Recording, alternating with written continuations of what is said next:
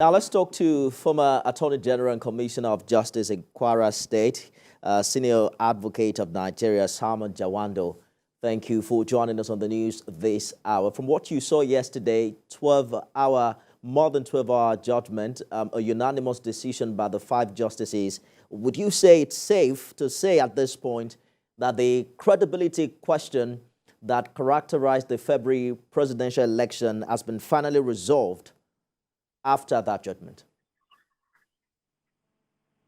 Thank you for having me. Like you have said, the judgments as delivered by their lordships yesterday laid to rest the issue of credibility of the 2023 general election, especially as related to the office of the president.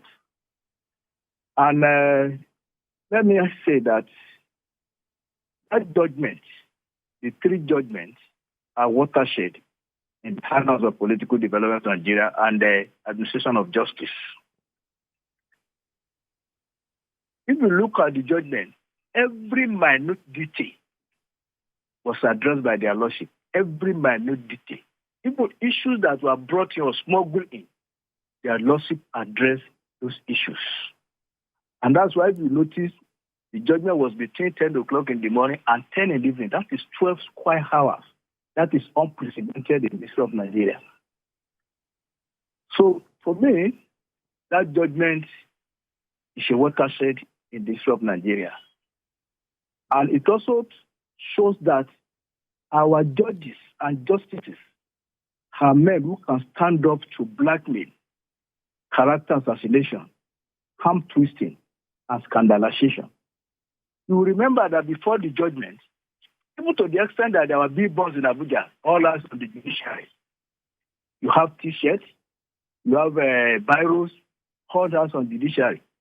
Even non-lawyers reveal evidence and proceed before the court, giving us the impression that they had good cases before the court.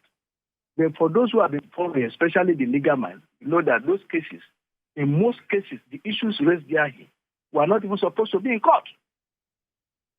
Is it the issue of non-qualification of the presidential candidate of APC on the ground of confusion in the U.S., when it is well known that the issue of recovery for future through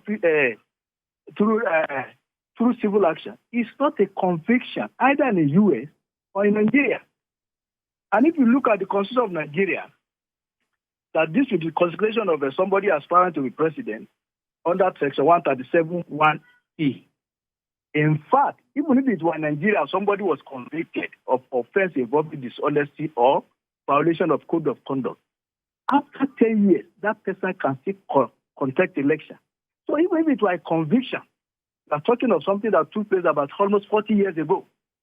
So if it was a conviction, that conviction has been erased by our Constitution. So these are elementary issues. I hear you, Senior Advocate. There were quite a number of references to previous Supreme Court judgment in the judgment read out by the 5 justices yesterday. What are the chances of the petitioners having their way at the apex court? And what's the peculiarity? You see, what would the Supreme Court be looking at? From the position of cases cited by their lordship yesterday and the Constitution and even the Electoral Act, I do not think they stand any chance. But I will encourage them to go on appeal.